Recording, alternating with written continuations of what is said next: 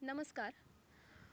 माझं नाव नंदिनी बोरकर आणि मी आमची येऊ घातलेली जी अकॅडमी आहे, द्रोणा स्टार अकॅडमी, ह्या अकॅडमीसाठी अ, तुमची मुलाखत घ्यायला आले आहे. नमस्कार सुहास मोदर. नमस्कार. हां. तर गंमत म्हणजे मीच तुम्हाला विचारणार आहे की तुम्ही मला कसे ओळखता म्हणून. सुरुवात अशी झाली होती की ज्या वेळेला मी शास्त्रीय संगीतावरती रिसर्च करायला सुरुवात केली त्यावेळी फारशी काही माहिती नव्हती या शास्त्रीय संगीताबद्दल वगैरे.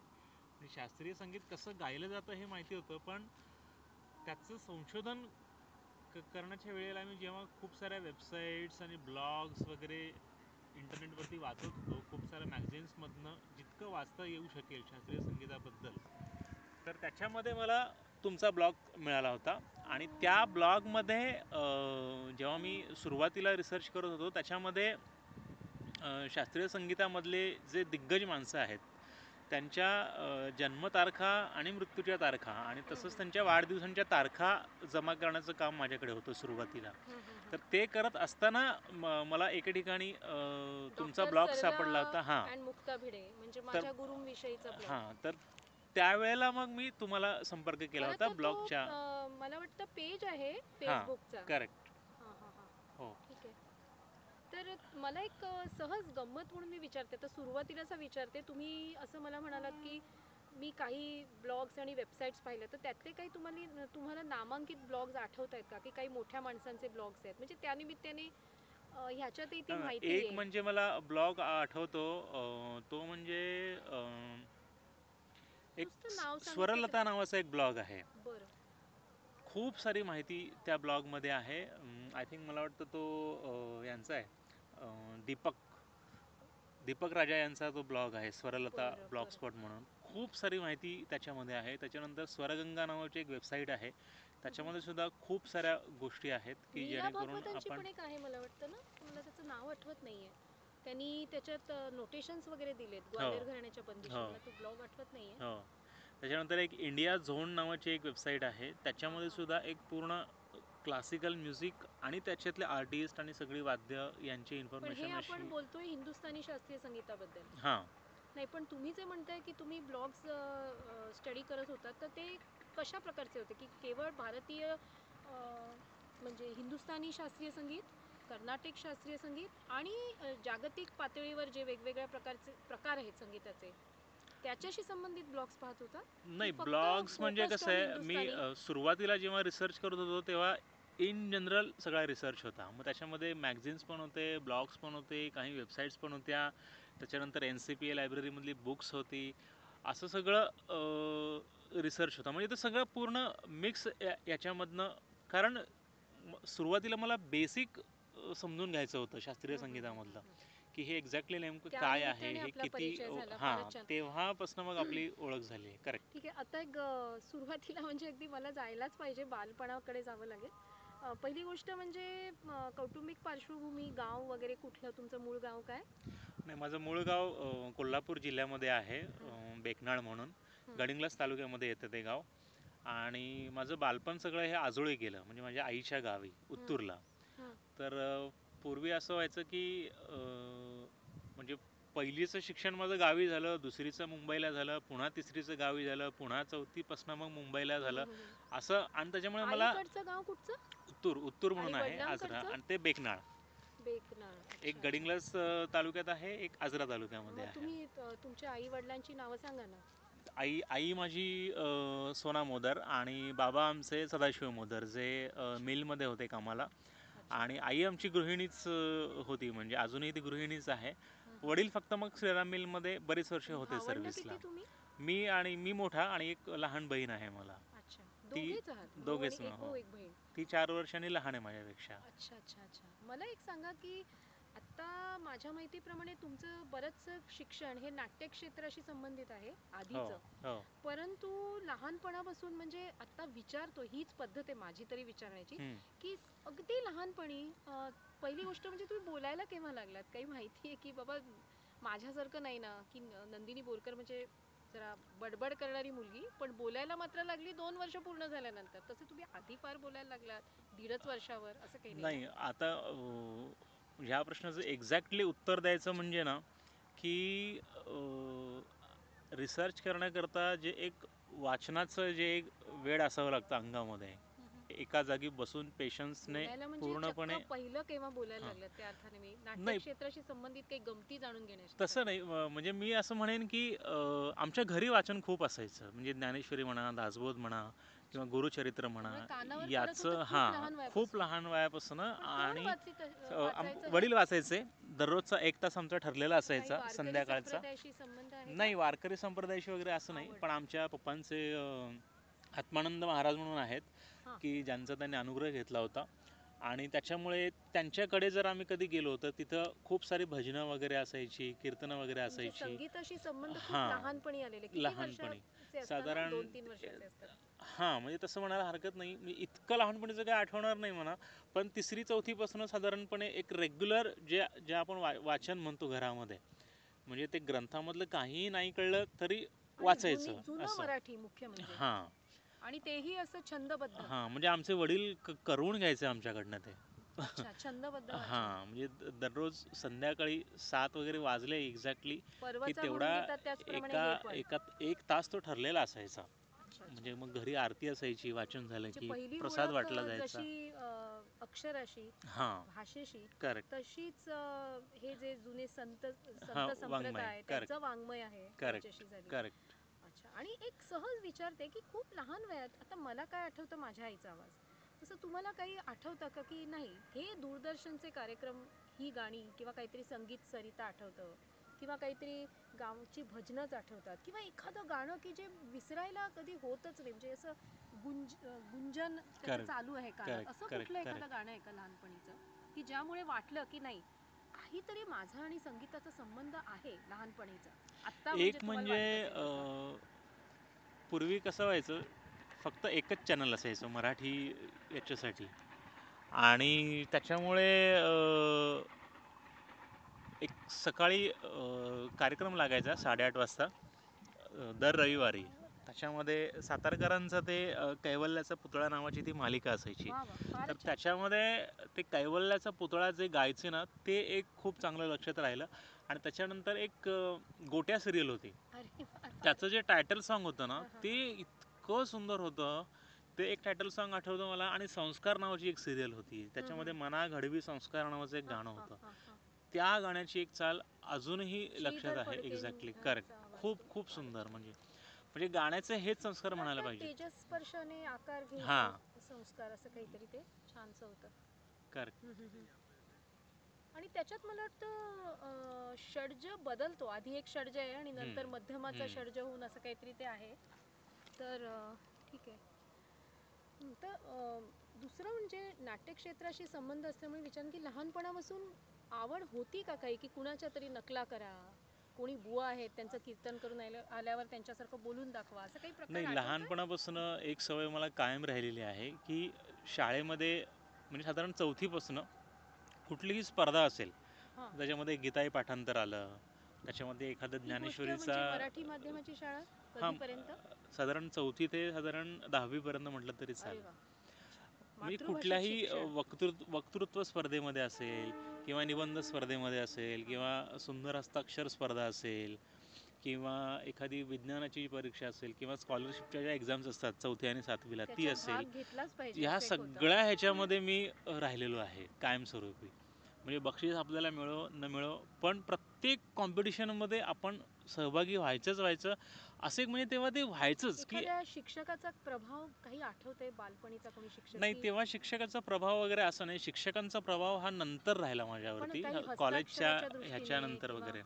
हस्ताक्षर म्हणाल तर आमच्या 8वीला आमच्या शाळेत नावर गुरुजी विद्यालयामध्ये एक सर होते, त्यांचं नाव नाही आठवत आहे मला, पण ते अक्षर म्हणजे खडूने जे काही लिहायचं ना बोर्डवरती अप्रतिम त्यांचं अक्षर होतं. त्यांचं एक अक्षर अजूनही माझ्या डोळ्यासमोर आहे, मग खूप त्यांची सुंदर. चित्रकलाही चांगलीच असेल. अक्षरशः हो चित्रकलाही चांगली होती त्यांची. छापील पण ते अक्षरासारखं का अक्षरशः छापील की अक्षर फॉन्ट? अक्षरशः छापील. म्हणजे आत्ता आपण जे आकृती किंवा कृतीमध्ये फॉन्ट बघतो ना, म्हणजे ते अगदी हाताने कोरल्यासारखं ते लिहायचं अक्षरशः. इतकं सुंदर त्यांचं अक्षर होतं. मग असं काही अशी काही आठवण आहे का की बालपणी समूह गीतातही मला वाटायचं की मी सहभाग घ्यावा? मुळात काय झालं, समूह गीतामध्ये आवाज मी असाच होता असायचो का दणदणीत किंवा स्पष्ट हो, ते पहिल्यापासूनच तसा आवाज व्हॉल्यूम आहे. आणि थोडासा अनुनासिक? म्हणजे एकदा असं झालं की 26 जानेवारी किंवा 15 ऑगस्टला जो मुलांचा एक ग्रुप असतो, हा जो केव्हाची गोष्ट असेल? साधारण ही आहे 7वीतली गोष्ट, सातवीतली. साधारण 12-13 वर्षाचा. तर तेव्हा मग एक नोटीस आली होती शाळेमध्ये की ज्यांना कोणाला गाण्यामध्ये वगैरे भाग घ्यायचा असेल तर त्यांनी हां. भाग घेऊ शकता म्हणून. तर ते घेत असताना मग तर मी पण माझं नाव दिलं आणि नाव दिल्याच्या नंतर गायनाची प्रॅक्टिस वगैरे सुरू झाली. मग त्याच्यामध्ये वंदे मातरम होतं, मग त्याच्यामध्ये जनगण मन होतं आणि सगळ्यांना पाठ होतं जनगण मन कसं गायचं किंवा पण वंदे काय मातरम तेव्हा कसं लक्षात आलं गायचं. की माझा आवाज हा इतर 6 जणांपेक्षा मोठा नाही, येतोय? त्याच्यामध्ये फार असं? गंमत झाली मोठी की नाही, त्याच्यात गंमत अशी झाली की त्या गायनाच्या शिक्षकांनी गायला सांगितलं, सगळी मुलं गायला लागली आणि ते असं म्हणाले की अरे थांबा थांबा, एक कोणीतरी आहे जो बेसुरा गातोय. हां. तर नंतर मग त्यांनी काय केलं, प्रत्येकाला वैयक्तिकरित्या गायला लावलं. हां, आता अच्छा. तू एक कडवं म्हण, तू एक कडवं म्हण. आणि जेव्हा माझ्यावरती पाळी आली, अरे तुझा आवाज नाही बरोबर आहे, तू बरोबर नाही गातेस, तू जरा बा बा मला इतकं वाईट वाटलं त्या क्षणाला. म्हटलं अहो, म्हटलं मला भले गाता येत नसेल पण मला सहभागी व्हायचं आहे ह्याच्यामध्ये. मी अक्षरशः त्या दिवशी रडत घरी आलो होतो शाळेमध्ये, मला काढलं म्हणून. पण हम्म. तेव्हा असं काही म्हणजे आपल्याला काही खूप मोठं गायनामध्ये नाव कमवायचं आहे किंवा खूप मोठं कलाकार व्हायचं आहे असं काही नव्हतं. हम्म. पण त्या कोवळ्या वयात एक मॅडमने एकदम अगदीच म्हणजे हकालपट्टी केल्यामुळं थोडंसं नाराज झाल्यासारखं झालं. पण म्हटलं ठीक आहे, आता याच्यात नाही आपल्याला भाग घेता आला हरकत नाही, आपण पुढल्या कुठल्या तरी याच्यामध्ये कार्यक्रमामध्ये भाग घेऊ. त्याच्यामुळे तो विषय तिथे संपला. मग अभिनयाचा काही पहिला नाही प्रसंग किंवा नाही, काही? अभिनयाचं वगैरे आता कसं आहे, आमच्या वडिलांना मुळात शाहीर गाण्याची खूप आवड. त्याच्यामुळे आमच्या घरी काही कार्यक्रम असेल, म्हणजे उदाहरणार्थ आता समजा गुरुचरित्र ग्रंथ असेल आणि तो ग्रंथ जेव्हा संपायला ही येतो पण आठवण तेव्हा फार त्याची लहानपणीची आहे. हो, खूप लहानपणीची म्हणजे त्याची जेव्हा समाप्ती असते ग्रंथाची, तर तेव्हा एक खूप मोठा कार्यक्रम आखला जातो. मग त्याच्यामध्ये वेगवेगळ्या प्रांतातले शाहीर यायचे आमच्या आणि तो पूर्ण जवळजवळ तर त्यात काही रात्रभर. आठवण आहे का? कोणीतरी फारच छान कोणाचं तरी म्हणजे शाहीर एखादे कोणी फार चांगले आठवत आहेत का? नाही, एक आहेत, एक बाळाराम मोरे म्हणून अजून होते. आहेत ते? ते हो आहेत, अजूनही आहेत ते, पण आता खूप वृद्ध किंवा आहेत. कीर्तनातील एक एखादं मारुती बाबा कोकितकर महाराज आहेत. सोडून कोणी अजून एखादं नाव आठवत आहे का? नाही, मी कीर्तनं वगैरे तशी फारशी मग ऐकली नाहीत खरं म्हणजे.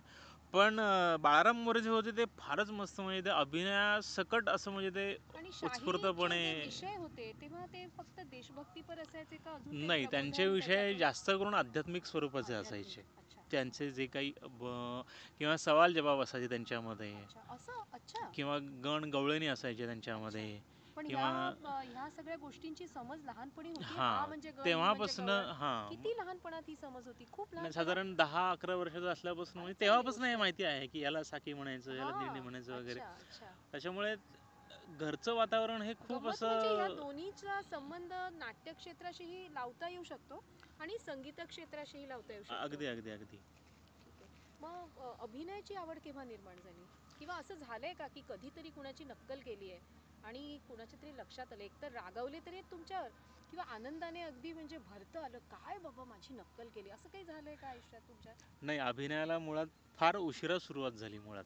पण मग म्हणजे नंतर एकतर काय केलं? 10वी पर्यंत मराठी 10वीचं माध्यम, शिक्षण झालं मराठी माध्यम, मग त्याच्यानंतर कॉमर्स मग सायन्स कसं काय कॉमर्समध्ये केलं? कॉमर्सला त्याच ॲडमिशन शाळेत? घेतलं. तिथे नाही, महाविद्यालय होतं? महाराष्ट्र हायस्कूलला होतो मी 2 वर्ष, ते 11वी कुठे आणि बरं? 12वी कुठे? दादरला, आगर बरं बाजार, बरं बरं बरं. तिथे होतो 11वी-12वी. त्याच्यानंतर मग NSS म्हणून जे आहे नागरिक शिक्षण संस्था ताडदेवला, तिथे मी फर्स्ट इयर कॉमर्ससाठी ॲडमिशन तेव्हा तुम्ही घेतलं. कुठे राहायचात? हे जे तेव्हा बालपणापासून वरळीला होतो राहायला. सुरुवातपासून म्हणजे वरळी वास्तव्य वरळी कुठे होतं? वरळीलाच होतो आम्ही राहायला अच्छा बरीच अच्छा वर्ष झाली. अच्छा. तर पहिलं जे वर्ष होतं ते अगदीच नॉर्मल गेलं वर्ष, पण हे सेकंड 11वीचं इयरला म्हणताय मात्र. का? हो, 11वीत नाही, 11वीचं नाही, 13वीचं म्हणता येईल. 13वीचं. फर्स्ट इयर कॉमर्सचं. तर सेकंड इयरला असताना मग ज्याला एकदा आपण अशीच नोटीस आली होती. FY BCom म्हणू एफ वाय शकतो. बी कॉम म्हणतो. एफ वायला वगैरे एवढी काही ॲक्टिव्हिटी झाली नाही माझ्याकडनं, कारण मुळात पण वाचा तशी चांगलीच होती का कायम, म्हणजे जी शुद्धता आहे किंवा नाही आहे. श हो म्हणायचं, हो लक्षवेधी म्हणायचं, हो, हे पहिल्यापासूनच होतं ते आधीपासूनच अगदी. होतं. हो, बरोबर. म्हणजे ते घरातलेच संस्कार असल्यामुळे मग पुढे काही अडचण आली नाही तशी. आणि अभ्यासात प्रगती कशी होती? अभ्यासात नॉर्मल होतो, म्हणजे कधीही फेल नाही. म्हणजे काही नाही, एकदम अभ्यास जेवढ्याच करा तेवढं असं घरी आपलं. कधी नाही, सांगावं लागलं बिलकुल नाही, नाही. ते एक फार वेळच्या मोठी वेळी गोष्ट अभ्यास. आहे की आमचे पप्पा जे होते आहेत, म्हणजे ते म्हणजे असं त्यांनी कधीही सांगितलं नाही की बाबा अमुकच कर, आता वेळ झाली अभ्यासाची, मग हेच वाच, मग तेच वाच. आणि तो मग काळ कसा होता? आमच्या वेळी असं होतं की 7 म्हटलं की मुली हां, घरात पाहिजे. तसं तुमच्याकडे कसं होतं की नाही, अमुक वाजता बाळ मुळात घरात त्यांनी पाहिजे? एवढं स्वातंत्र्य दिलंय ना आम्हाला. खूप स्वातंत्र्य, खूप म्हणजे काय सांगू आता. म्हणजे तुला हवं ते कर. तुला अमुक एक करायची इच्छा आहे ना, मग कर. आम्ही सांगतोय म्हणून केवळ तू करू आणि नकोस. FYच्या आधीच विचारते, लहानपणापासून जे काही गावचे किंवा शहरातले सण आहेत, हां. त्या सणामध्ये कसं वातावरण असायचं? म्हणजे हे जे शाहिरांचं तुम्ही म्हणताय, असे हम्म. कार्यक्रम व्हायचे आता आणि तेव्हा, याच्यात नाही, फार मोठा फरक दिसतोय का काही? नाही, आत्ता कसं होतं शहरामध्ये फार म्हणजे क्वचित. कशी नाटकं व्हायची, कोणकोणत्या विषयावर, किंवा काय वेगळं काय असायचं? म्हणजे हे पठडीतले त्याच पठडीतले कार्यक्रम असं नाही, म्हणजे नाटकं व्हायची तर कशी व्हायची बालपणापासून, एक समजा एक तुमच्या 7वी-8वी पर्यंत, किंवा जर गाण्याबिण्याचे कार्यक्रम व्हायचे तर कसे व्हायचे? आता हे जे शाहिरांचे कार्यक्रम म्हणजे मी जे गावी वगैरे पाहिलेत ना, तर ह्यांच्या काही ठराविक कथा असतात, हम्म, हम्म, ज्याला आपण स्टोरीज, पौराणिक स्टोरीज वगैरे असतात. त्या हम्म, स्टोरीज नॅरेट करत करत करत कधी ते हे करतात. जसं मी आता बऱ्याच तानाजी पाटील यांची मी जागरण ऐकली, हम्म, तर हम्म, त्या जागरणीमध्ये सुद्धा एक किती तास असतो अशी हा कार्यक्रम? कमीत कमी 4 तास, अरे वा. कमीत कमी म्हणजे. आणि जर लोक वगैरे खूप सारे बसले असतील तर मग मात्र अगदी म्हणजे पहाटेपर्यंत 5:30-6 वाजेपर्यंत सुद्धा जागून कार्यक्रम केला जातो. हम्म, हम्म, हम्म. त्याच्यामध्ये ह्याच्यामध्ये फक्त पौराणिक कथा जास्त भर दिला जातो ह्याच्यामध्ये. हम्म, हम्म, हम्म. आणि त्याच्यामुळे ती गोष्ट सांगत सांगत सांगत सांगत नॅरेट करत करत करत पुढे नेली जाते ती पण हे गोष्ट. मुलांना आवडू शकेल अशा पद्धतीने असतं? छोट्या मुलांना पण आवडू शकतं? भाषा सोपी असते की कठीणच असते फार? नाही, सोपी राहते. सोपी अच्छा. म्हणजे मुळात कसं आहे, ते मातृभाषेमध्ये असल्यामुळे ना हा हा. ते लोकांना कळायलाही सोपं जातं आणि या म्हणजे. शाहिरांचे आवाज असे काही वैशिष्ट्यपूर्ण असतात का? फारच मोठे, म्हणजे गातानाचे आवाजही फार सुंदर, बोलतानाचे आवाज नाही, फार मुळात सुंदर, असं कसं काही आहे, आहे? एकतर माईकची सुविधा सगळ्या ठिकाणी असतेच अशी नाही. हम्म, हम्म, हम्म. त्याच्यामुळे बिना माईकचं एकतर गायचं असतं आणि शेवटच्या माणसापर्यंत आपला आवाज शेवटचं पोचवायचा म्हणजे असतो. अशी किती गर्दी असायची तेव्हा? 50-60 की नाही 100, नाही, 150, 200? किमान नाही म्हटलं तरी 150 ते 200च्या आसपास ही कमीत कमी माणसं आणि एकही असतातच माणूस असतात. उठून जाणारा नाही, म्हणजे सुरुवातपासून शेवटपर्यंत बसणारे, ना, असं अगदी काही अगदी असणार? बसतात, नक्की बसतात. अच्छा, आपण मग आता तुमच्या FY-BA कडे येऊया. नाट्य क्षेत्राचं आपण काही सुरुवात कशी झाली? जेव्हा फर्स्ट इयरला तर मी फार काही ॲक्टिव्हिटी किंवा कार्यक्रमामध्ये नव्हतो, पण सेकंड इयरला मात्र कॉलेजमध्ये एकदा अशी नोटीस आली की ज्यांना कोणाला नाटकामध्ये वगैरे भाग घ्यायचा असेल त्यांनी अमुक अमुक ऑडिशन द्यावी वाजता म्हणून? ऑडिशन द्यावी म्हणून. म्हणजे हे कॉलेजच्या तर नंतर? मला ते राहावे ना, म्हटलं अरे बापरे, आपण सगळं काही, वक्तृत्व स्पर्धा केली, हस्ताक्षर स्पर्धा केली, गीताई आणि पाठांतर साधारण स्पर्धा विषय केली. काय होते? काही असा विषय होता का, भाषा वगैरे, इंग्लिश हिंदी ही होतं का कॉमर्सला कंपल्सरी सब्जेक्ट काही पहिल्या 2 वर्षी? नाही का, त्याच्यामध्ये कंपल्सरी असं काही नव्हतं. नाही, म्हणजे कॉमर्सचे विषय तर सगळ्यांना माहिती आहेत, त्या हां. व्यतिरिक्त काही एखादा, जसं माझ्या BAच्या वेळी मला 2 वर्ष इंग्लिश आणि हिंदी हे विषय होते, पहिल्या अच्छा. वर्षी तरी होते. हां. तसे काही विषय होते का की साहित्याशी संबंधित काही होतं? नाही, साहित्याशी संबंधित काहीच तिन्ही वर्षी नाही? नसायचं. अच्छा. त्याच्यामुळे गंमत अशी असायची की मी बराच वेळ लायब्ररीतच असायचो बसून. अच्छा, वाचनाची आवड आहे. किती हां, वाचन केलेलं आहे आयुष्यात? त्याच्यामुळे. बालपणापासून जास्तीत जास्त किती तास वाचन केलंय? नाही, तास असं म्हणता नाही येणार, पण म्हणजे वाचनाच्या बाबतीत मला चेतन दातारांनी एकदा एक हे सांगितलं होतं की वाचनाच्या 2 पद्धती आहेत. पहिली गोष्ट चेतन म्हणजे, दातार म्हणजे हां, खूप मोठा हरहुन्नरी नाटककार जे आपण नाटककार, म्हणतो ते. खूप मोठा लेखक, खूप मोठे खूप लेखक. मोठा ॲक्टर हां आणि हां. सगळ्यात मोठा डिरेक्टर. आता फारच छान. हो हो हो. आता माझी त्यांची हयात नाही आहेत गाठभेट ते. झालेलीच आहे NCPAला. फार लवकर निधन झालं त्यांचं हो खरं हो हो म्हणजे. हो हो. तर आणि 2 त्याच्यामुळे प्रकारे वाचन करता येऊ वाचन शकतं. 2 प्रकारचं, म्हणजे 2 पद्धती त्याने सांगितल्या होत्या. पहिली गोष्ट म्हणजे जर तुम्हाला कुठलाही लेखक समजून घ्यायचा असेल हं. तर त्या लेखकाचं सुरुवातीपासून ते शेवटपर्यंत त्याने जे जे लिहिलंय चांगलं ते वाईट सलग जे जे, वाचायचं. वाईट असं नाही म्हणजे पण समजा तुम्हाला सर्वच पु ल वाईट. देशपांडे समजून घ्यायचे असतील तर पुलंचा पहिला लेख तिथपासून ते पुलंचं अगदी शेवटचं नाटक असेल, कादंबरी असेल, कथासंग्रह असेल, तिथपर्यंत चित्रपट ते असतील. सगळं तुम्ही सलग त्याच लेखकाला फॉलो करायचं कम्प्लीट. मग तो लेखक पूर्ण झाला की दुसरा लेखक घ्यायचा. म्हणजे अफाट वाचन. नाही, जर Voracious तुम्हाला reading प्रॉपर म्हणतात जे. एक समजून व्यक्ती घ्यायचं. लेखक समजून म्हणजे तुम्हाला जर डोस्टोव्स्की काय आहे हे समजून घ्यायचं या असेल या तर तुम्हाला लेखकाची काय शैली आहे? हां, तर त्याची सगळी पुस्तकं एक्झॅक्टली वाचून काढायची. अच्छा. दुसरी पद्धत त्यांनी सांगितली होती की सगळं वाचत नाही बसायचं, थोडं वाचायचं. म्हणजे पुलंचं सगळ्यात बेस्ट काय आहे, हम्म, हम्म, बटाट्याची चाळ, ते वाचायचं.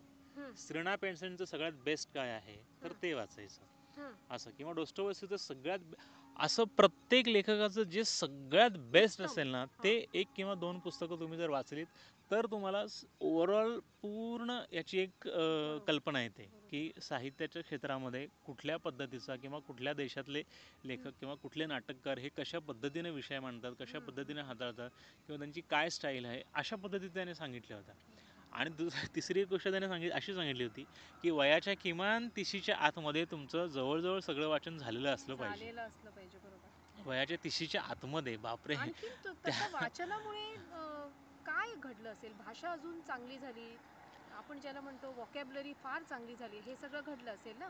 करेक्ट. एकाच शब्दाला हो, पर्यायवाची किती शब्द असू शकतात हे कळलं असेल. ते किंवा कळतं. डिक्शनरी पाहण्याची एक काय पद्धत असते हो, ते कळलं असेल. किंवा काही लेखक असे असतात की त्यांची जी काही एक पद्धत असते, हो, एखादी लाट अशी पुढे पुढे जाते, त्याप्रमाणे त्यांचे शब्द लाटांप्रमाणे हो, पुढे जात असतात. हो. शैलीदार लिहिणं करेक्ट. म्हणजे आणि लिहिण्याच्या पद्धती आणि मग अगदी वेड अगदी लागतं. बरोबर. तर ते हे वेड लागण्याचं कधीपासून होतं? वाचनाचं वेड लागलं म्हणजे की नाही, मला ना ह्या माणसाचं हे हे हे सापडलं नाही, हे पण वाचायचंय. नाही, हे कसं आहे, कॉलेजमध्ये पण होतं का? सगळ्यात महत्त्वाचा गुण म्हणजे ना आपल्याकडे जर जिज्ञासा असेल ना, जिज्ञासा म्हणजे कुठलीही गोष्ट जाणून घेण्याची इच्छा, ती जर असेल ना तर तुम्हाला खूप साऱ्या गोष्टी मग समजून घ्यायची एक प्रकारचं म्हणजे ज्याला आपण व्यसन म्हणतो ना ते व्यसन लागतं. मग म्हणजे मला रिसर्च करण्याची जी आवड निर्माण झाली ना ती ह्या जिज्ञासा हा गुण थोडासा कुठेतरी अंगी असल्यामुळे ती निर्माण झाली. हे लहान वयात जास्तीत जास्त वाचन कुठल्या वर्षी केलं असेल असं वाटतं? जसं माझं वाचन कॉलेजपर्यंत पुष्कळ, म्हणजे 11 तास सुद्धा मी वाचले. म्हणजे काहीही वाचायचं. इस्त्रीच्या कपड्याच्या बाहेरचा कागद असेल तोही वाचायचा, अजून काही भेळीचा कागद असेल हो, तोही वाचायचा. असं नाही, वेड्यासारखं कॉलेजच्या वाचन. नंतरच माझं सगळ्यात जास्त ही आता वाचन झालं खरं पुस्तकात म्हणजे. गेली, घुसली करेक्ट, आतमध्ये, असं करेक्ट. व्हायचं. असं केलंय का वाचन? नाही, वाचन म्हणजे कसं आहे आणि त्याचा काही नाट्य क्षेत्राशी म्हणजे संबंध असू शकेल का? म्हणजे जे काही नाटकाकडे ओढले गेलात तुम्ही, नाही, नाटकाकडे ओढलं गेलं तर अगदी सहज होतं म्हणजे. पहिलं महत्वाचं काही नाटक आठवते का? म्हणजे नाट्य शिक्षण घेण्याच्या पूर्वीचं की नाट्य शिक्षण नाही, पहिलं जे घेतल्यानंतर? नाटक केलं होतं ते आम्ही एकांकिकाच केली होती पण कॉलेजमध्ये. कॉलेजमध्ये STD, तशा किती केल्या ISD असतील तशा? आणि एकांकिका साधारण एक फार नाही गेल्या, एक 10-12 साधारण आणि एकांकिका स्पर्धांमध्ये अभिनयामध्ये. भाग घेतला हो, होता एखाद्या? स्पर्धांमध्ये मग बक्षीसही 2 मिळाली? बक्षीसही मिळाली. अच्छा. आणि चांगल्या आणि चांगल्या लोकांकडून मिळाली? चांगले हो, पॅनल चांगलं अगदी असायचं? अगदी अगदी म्हणजे INT वगैरे केली, आणि कौतुक केलं गेलं काही सवाईसारखी मोठ्या स्पर्धा माणसांकडून? कॉम्पिटिशन केली. सवाई तर किती मोठी स्पर्धा नाटकाची कौतुक राहते, झालंय फार खूप मोठ्या झालं. माणसांकडून? पण त्याच्यानंतरच मग असं झालं की बाबा आपल्याला जर आता नाटकाची आवड आहे तर आपण पुढचं शिक्षण जे आहे ते नाटक हे क्षेत्रातच घेऊयात ग्रॅज्युएशन का. नंतर केलं की मध्येच कॉलेज नाही, सोडून? ग्रॅज्युएशन कंप्लीट केलं. हां, हां. ग्रॅज्युएशन कंप्लीट आणि केल्याच्या कुठे नंतर केलं? मग जरा शोधलं 2-4 ठिकाणी की हां, हां, हां. एक्झॅक्टली कुठे करूया? नाट्यक्षेत्रामध्ये काय. मग मी मुंबई विद्यापीठामध्ये जाऊन आलो. तर मुंबई विद्यापीठामध्ये नेमकं त्यावेळेला नाट्यक्षेत्राशी संबंधित एकही कोर्स नव्हता. त्याच्यानंतर अच्छा. तो सुरू झाला, जो वामन केंद्रे सरांनी वगैरे त्याची केलेलं आहे. सुरुवात बरोबर, केली. बरोबर. पण जेव्हा मी गेलो तेव्हा तो काहीच नव्हतं तिथे. मग तिथे मुंबई विद्यापीठाचं जे बहिशाल शिक्षण विभाग आहे हां, हां, हां. चर्चगेटला, मग त्यांच्याकडे 6 महिन्याचा फक्त शनिवार रविवार असा एक अजूनही आहे नाट्याचा का? हो अजूनही आहे. अच्छा. मग तिथे गेलो. मग तिथे सचिन मोठे सर होते, सचिन गोस्वामी सर होते. मग त्यांच्याकडे 6 महिने शिकलो. अच्छा. आणि त्याच्यानंतर मग पण गॅप झाली नाही ना ग्रॅज्युएशन नंतर? काही जॉब नाही, करावा अशा ग्रॅज्युएशन प्रकारचं नंतर काही? मुळात एक वर्षाचा गॅप गेला. पण त्या एका तेव्हा वर्षाच्या काय केलं? गॅपमध्येच काही मग जॉब हे 6 केला किंवा काही? महिन्याचं नाही, तेव्हाच मी 6 महिन्याचं हे केलं, हे बहिशाल केलं. शिक्षण अच्छा. विभागामध्ये होतो. अच्छा. आणि मग कुठे? नंतर मग पुण्याला गेलो ते की किती वर्ष? जिथे पुण्याला ललित 2 कला? वर्ष होतो ललित कला केंद्रामध्ये. 2 वर्ष. मग आणि तिथे त्यानंतर म्हणजे शिकत असताना आणि शिकल्यानंतर अशी किती नाटकं केली असतील? आणि प्रभावशाली व्यक्तिमत्व कोण त्यावेळीचं फारच प्रभाव पडला असं? नाही, प्रभाव पडला असं एक म्हणजे आमचे श्याम मनोहर होते हां, हां. लेखक. म्हणजे त्यांनी म्हणजे त्यांनी आहे ना एक अशी विचार करायची एक हे लावली म्हणजे. आणि पहिली गोष्ट गंमत सांगतो, ते सर आहे ना खूप अपमान करायचे, खूप अपमान करायचे म्हणजे म्हणजे समजा जर एखादा विद्यार्थी त्यांच्याकडे बघत बसला तरीही त्यांना आवडायचं नाही. तरीही त्यांना आवडायचं नाही. म्हणजे अरे असा तू मख्खसारखा काय बसलायस, मी काय कपाट आहे का माझ्याकडे सतत बघतोयस ते टक लावून, आरसा आहे असंही का मी म्हणायचं. असे. हा म्हणजे मी कपाटाचा आरसा वाटलो का तुला, तू एकटक बघतोयस माझ्याकडे असं. म्हणजे त्यांनी एक अशी सवय लावली की सतत आहे ना म्हणजे सतत गोष्टी लिहत नाही बसायच्या किंवा सतत गोष्टी अशा हे नाही करायच्या. म्हणजे म्हणजे प्रत्येकच गोष्ट अशी लिहून नाही डोक्यात ठेवायचं असं ते म्हणायचे की. या व्यक्तींच्या व्यतिरिक्त अजून कोणी प्रभाव ज्यांचा पडला किंवा हेड ऑफ द डिपार्टमेंट कोण होते तेव्हा? आमचे सतीश आळेकर होते ते तर अच्छा फारच अच्छा, मस्त. फारच म्हणजे फारच. ते म्हणजे ते इतकं हसत खेळत शिकवायचे ना प्रत्येक गोष्ट. आणि ते कधी आणि एकदम सहज आणि बोलता या बोलता बोलता बोलता ते कोर्समध्ये शिकवायचे. नवरस हा प्रकार नेमका केव्हा येतो की पहिल्या दिवसापासून असं असतं की हे नवरस म्हणजे अभिनयाची जी अंग आहेत नाही तिथे शिकवण्याची जी आणखीन हे पद्धत जे आहे. असतं की इतके जे प्रकार आहेत आपण जे म्हणतो ना की हा रस हां. हास्य रस तो रस म्हणजे असं असतं का की कोर्सचे एवढे विभाजन करून मग हास्य रसाशी संबंधित असं नाही असं नाही एक नाही प्रोजेक्ट त्यांची झालं जी पद्धत असं असतं? ती कशी आहे की तिथे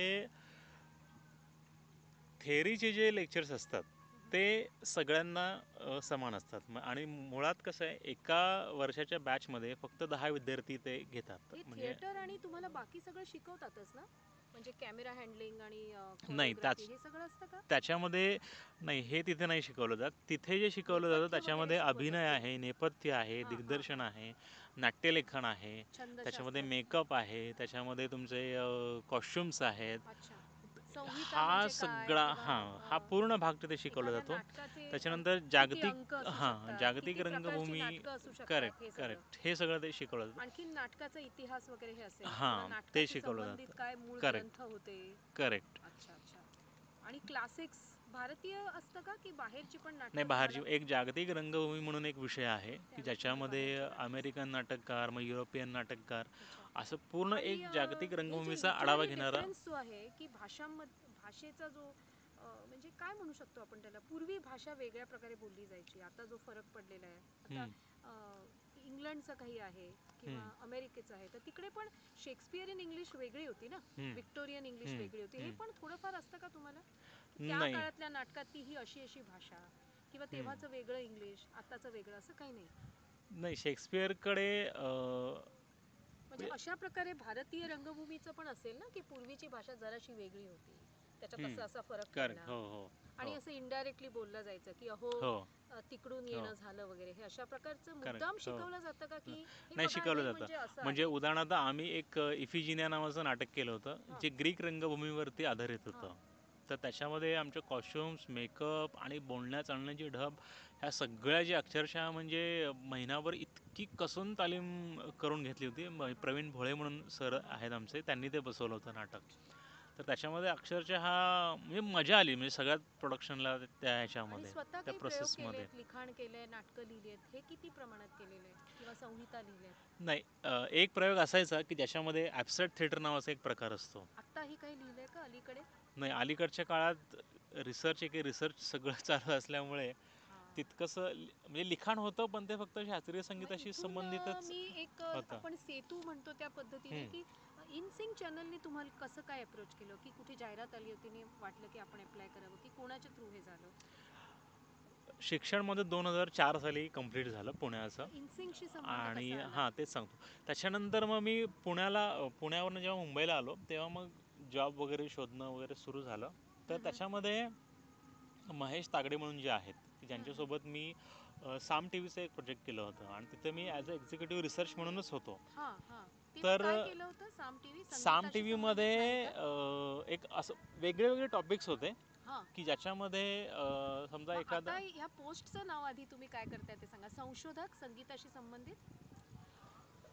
नाही संगीत संशोधन प्रमुख म्हणूनच माझं जिथे काम राहतं आता सध्या आता जे आहे हां ते. हां. मग तिथे जे केलं होतं तिथून त्यांनी तुम्हाला म्हटलं का की असं असं आहे त्यांनी येण्याची सहज एक एक इच्छा फोन आहे? केला आणि सांगितलं की त्यांचे जे भाऊ आहेत रतीश तागडे हम्म, हम्म. तर ते वाहिनी काढतायत. हां, तर ते क्लासिकल म्युझिकवरती एक चॅनल करतायत आणि त्याचा जतन रिसर्च करण्यासाठी, प्रसार करण्यासाठी. त्याचं रिसर्चचं काम तुला करायचं आहे, तर तू उद्या अमुक अमुक ठिकाणी अच्छा, थेट सांगितलं. गोरेगावला केवढा ये. तो विश्वास. हां, फारच छान. की मग गेलो मी दुसऱ्या दिवशी त्यांच्याकडे. हां, हां, हां. मग त्यांनी मला बोलावलं आणि गमतीने विचारते की वाहिनी सुरू होणं आणि वाहिनीसाठी काम सुरू होणं यात केवढा फरक पडला? नाही, एखाद्या मुळात वर्षाचा? कसं आहे, जेव्हा मी जॉईन झालो तेव्हा जवळजवळ साधारण 7-8 महिने चॅनलचं काम सुरू झालेलं होतं आणि ऑलरेडी. हे काम कोण करीत होतं पूर्वी तुमच्या आधी?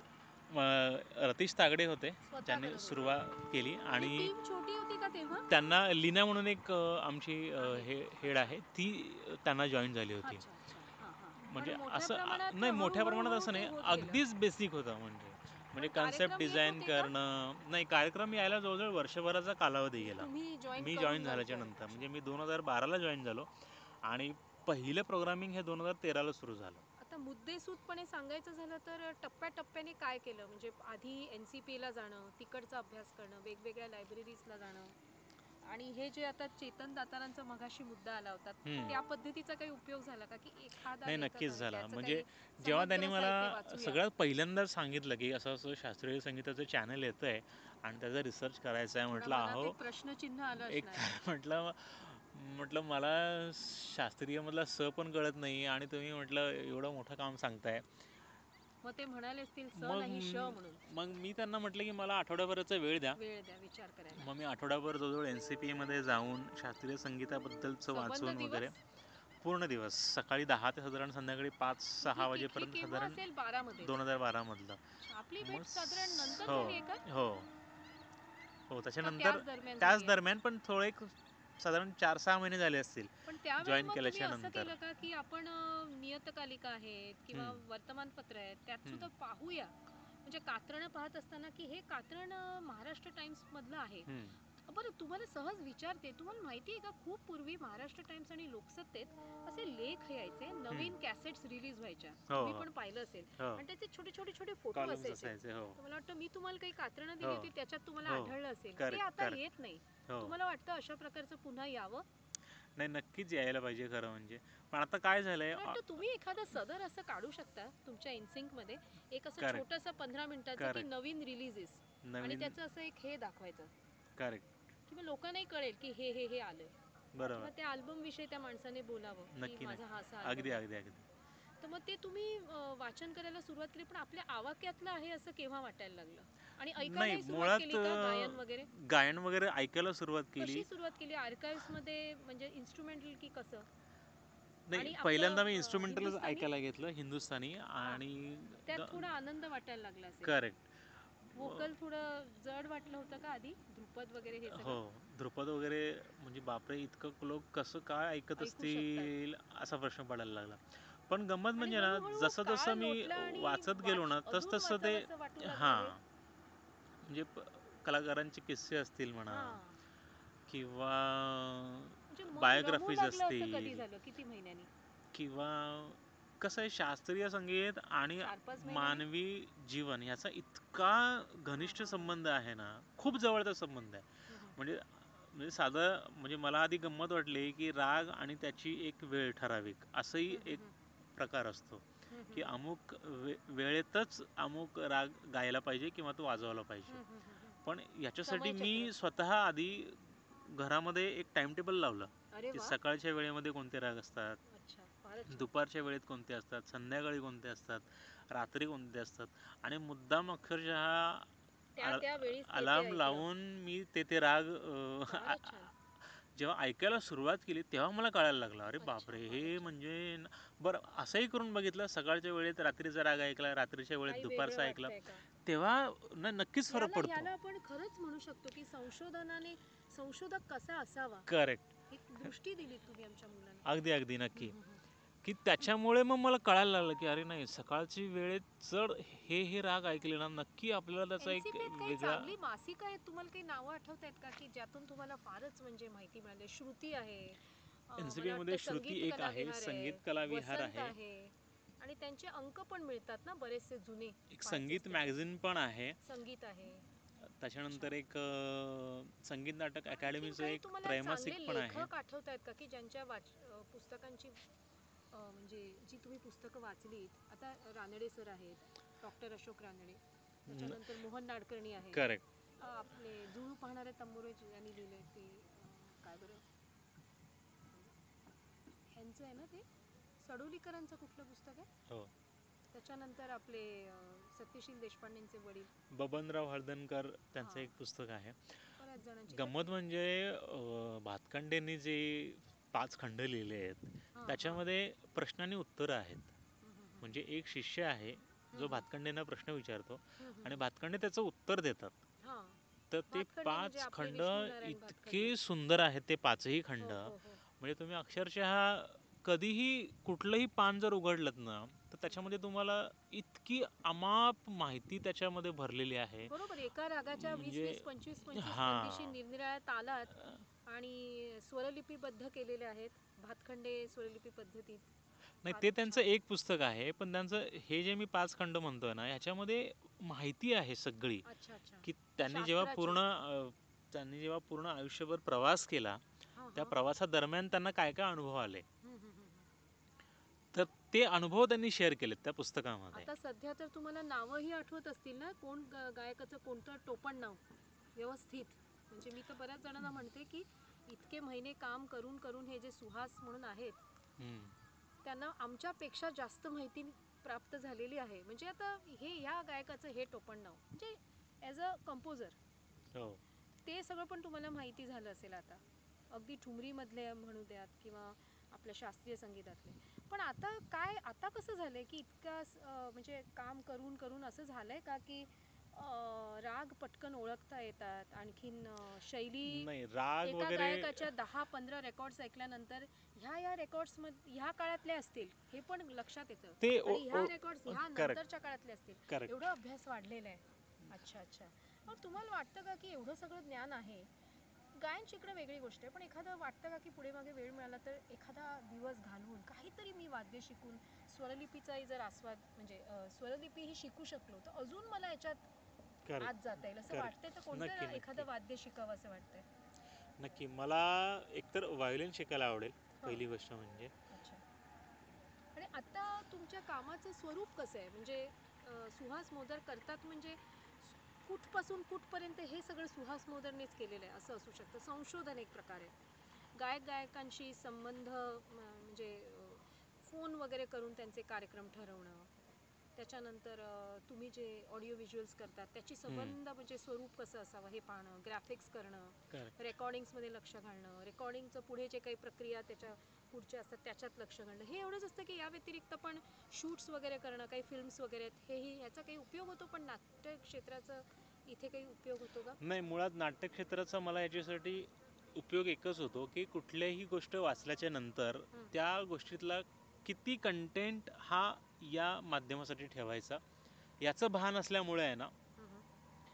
एडिटिंगच्या वेळेला फार त्याची चांगली मदत होते. आता एक मध्येच मी विचारते की आता तुमच्या इनसिंकमध्ये कोणकोणत्या प्रकारचे म्हणजे त्याला पण काय म्हणू सदरं म्हणू शकतो, किती प्रकारचे कार्यक्रम आहेत? म्हणजे एक तर सरळ सरळ कार्यक्रम नाही आहे. आता इनसिंकमध्ये बघा इनसिंक मुळात हे असं चॅनल आहे की ज्याच्यामध्ये आपल्याला सगळ्यात चांगलं भारतीय संगीत काय आहे हं, हं, हं. त्याच्यावरती फोकस आहे. मग हं, हं. त्याच्यामध्ये सकाळच्या वेळेमध्ये भजनाचा कार्यक्रम असतो. अरे वा. सकाळच्या वेळेमध्ये सकाळच्या रागांचा क्लासिकली युअर्स नावाचा एक प्रोग्राम आहे. अरे वा. आता फारच छान. क्लासिकल युअर्सचे जवळजवळ 4 सेशन आहेत. हं, मग हं. Classical yours morning, classical yours afternoon, classical yours evening आणि क्लासिकल युअर्स नाईट. म्हणजे ह्या चारही सदरांमध्ये 4 वेळेतले राग आम्ही प्रेझेंट करतो. अरे वा. त्या 4 फारच वेळेमध्ये सुंदर. ते क्लासिकली युअर्स त्या अच्छा. ह्याच्यामध्ये. हां हां. त्याच्यानंतर एक नुसतं रागा नावाचं एक छोटंसं सदर आहे हं, अर्ध्या हं. तासाचं की हं, हं. ज्याच्यामध्ये ज्या छोट्या छोट्या बंदिशी असतात अच्छा. द्रुत तालातल्या हां. त्याचं प्रेझेंटेशन होतं, अच्छा अच्छा. ज्याला आपण छोटा खयाल म्हणतो अच्छा त्याचं अच्छा. प्रेझेंटेशन होतं. अच्छा. त्याच्यानंतर फ्युजन कॅफे म्हणून एक प्रोग्राम आहे अच्छा. ज्याच्यामध्ये फ्युजनशी संबंधित पूर्ण रेकॉर्डिंग त्या ह्याच्यामध्ये हां हां. किंवा लाईव्ह रेकॉर्डिंग जर केलेलं असेल तर त्याचं प्रेझेंटेशन अच्छा. होतं. हां हां. त्याच्यानंतर नजराणा म्हणून एक कार्यक्रम आहे की अच्छा. ज्या नजराणामध्ये गझल्स प्रेझेंट केल्या जातात. अरे वा. जो एक बड्डी विभाग बाते म्हणून पूर्ण काहीतरी होतं, ते काय एक होतं बरं? बडी बातेमध्ये 2 अशी मुलं आहेत की ज्यांना शास्त्रीय संगीताची एक थोडीशी बेसिक माहिती आहे आणि की जे भेटल्याच्या नंतर काहीतरी असा एक विषय निघतो आणि त्या विषयामधनं एक कुठली तरी गोष्ट एकमेकांना ते शेअर करतात. अच्छा अच्छा तो बडी बाते. मग ते बडी बातेमधले सगळे किस्से जे आहेत हे बायोग्राफीमधनंच काढले होते. अच्छा. आणि आता उत्सवांच्या वेळी तुमचे एक वेगवेगळ्या प्रकारचे कार्यक्रम जवळजवळ हो संगीत हो महोत्सवाप्रमाणे येतात, हो किंवा मुंबईत किंवा मुंबई बाहेर सुद्धा जे काही सेमिनार्स असतात किंवा हे हो सुद्धा तुम्ही कव्हर ते करता सुद्धा पूर्णपणे. सेमिनार नावाचं एक वेगळंच त्याचं नावच सेमिनार असं ठेवलेलं अच्छा आहे, अच्छा. ज्याच्यामध्ये NCBAची वगैरे जे दिग्गज माणसं एखाद्या हम्म, विषयावरती बोलतात. तर हम्म. ते फार गरजेचं आहे की बाबा एक्झॅक्टली त्यांचे काय विचार आहेत या अच्छा. कलेबद्दल. लेक्चर डेमॉन्स्ट्रेशन पण अशा येस प्रकारचे येस येस कार्यक्रम ते आहेत. पूर्ण मग ते आणखीन मुलाखती असतात का वेगवेगळ्या मुलाखतीचा प्रकारच्या? सेशन अजून म्हणजे प्रोसेसमध्ये आहे सगळं की आहे आहे. एक्झॅक्टली त्या ह्याच्यामध्ये पण बरंच मोठं याचा या सगळ्या कामाचा व्याप आहे. मी बघितलंय की तुमचे ग्राफिक्स फारच छान आहेत. हो म्हणजे जेव्हा चॅनल हो नुसतं लावलं की त्याच्यात ग्राफिक्स फार चांगले येतात. संगीत हे पार्श्व संगीत फारच छान आहे. गायन फार छान केलेलं आहे. आणि एक तुमच्याकडे बोलणारे एक व्यक्ती आहेत. हम्म, मी अँकर नाही म्हणणार त्यांना, ज्यांचा आवाज मी पाहिलाय फारच छान आवाज आहे. अच्छा जे एखाद्याच चॅनलला इतका सुंदर आवाज तुम्हाला ऐकायला मिळतो. करेक्ट. इंग्लिशमध्ये बोलतात आणि साधारण सध्या तुमची भाषा जी तुम्ही त्याच्यात घेतलेली बहुत करून इंग्लिश आणि हिंदीच आहे, इंग्लिश हिंदी नाही का? मिक्स आहे. हो अच्छा, इंग्लिशही असते, हिंदी हो असते, हो ठीक आहे. अच्छा अच्छा. मग आता तुम्ही हे सगळं सुरू केल्यानंतर प्रत्यक्षात हे जे तुमचं चित्रीकरण किंवा रेकॉर्डिंग सुरू झाली, ते तेव्हा सुरुवातपासूनच सुरू झालं तुम्ही जॉईन केल्यानंतर, की तेव्हा जास्त करून तुमचा अभ्यास चालू होता? नाही त्यांचं एक सेशन ऑलरेडी झालं होतं पण 2012च्या निर्भीडपणे अगोदर. तुम्ही हे करायला लागलात हे केव्हापासून? सुरुवातीला जरा होतं नाही की मी साधारण नवीन मला आहे, जवळजवळ तरी नाही म्हटलं 5-6 तरी महिने. एक 3-4 महिने तरी गेले आणि जवळजवळ. त्यावेळी अक्षरशः मला वाटतं TY BA ला किंवा हो 12वीला 10वीला आपण अभ्यास करतो हो तसा परीक्षाच अगदी द्यायची आहे, अगदी अशा अगदी तशी पद्धतीने मी अभ्यास केलेला अवस्था आहे. झाली होती. नक्की नक्की. म्हणजे मुळात सगळ्यात आधी म्हणजे हे राग काय आहेत, आणि मग हे माझा राग रिझल्ट कुठून चांगला आले, लागलाय हे कुठल्या कार्यक्रमाने हे सांगितलं? सगळं बेसिक.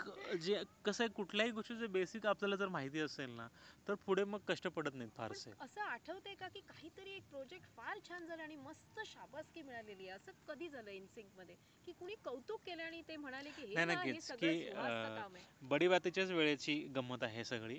म्हणजे जेव्हा सगळे किस्से जेव्हा शूट करायच्या अगोदर आमची एक मीटिंग असते आणि त्या मीटिंगमध्ये मला हे सगळे किस्से सांगावे लागतात. अरे वा.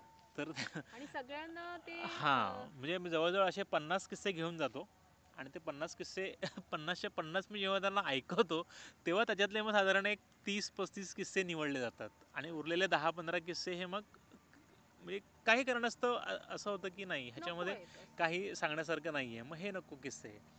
अशी ती एक गंमत यात होऊन जाते तुमचा काही असं. विचार आहे का पुढे मागे, म्हणजे ॲनिमेशन किंवा असं काहीतरी मनात येतंय का की ॲनिमेशनच्या माध्यमातून हे किस्से करावेत?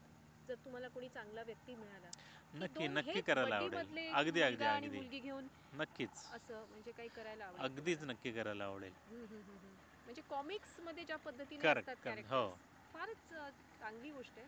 असं जर तुम्ही करू शकलात, जसं आपण कसं आहे मगाशी माध्यम बोललो कुठलंही जरी घेतलं ना तुम्हाला की तुमचा कंटेंट कोणाकोणाच्या पोचव. सिरीज येतात, हां त्याही विषयी काही करेक्ट. करता येईल तर चांगलं नक्की होतं. नक्की. तर तुम्ही सवाई गंधर्व आणि इतर हे सगळे महोत्सव कव्हर केलेत सध्या तर? नाही सवाई गंधर्वचं रेकॉर्डिंग आलेलं आहे आमच्याकडे अच्छा. जुनं जे आधी झालेलं आहे ते. हां हां हां. आत्ता नवीन रेकॉर्डिंगची प्रोसेस आहे ती ॲक्च्युली की अच्छा. ज्यांच्याकडनं म्हणजे त्यांनी जर व्यवस्थित परमिशन वगैरे दिली पूर्ण रेकॉर्ड करायला.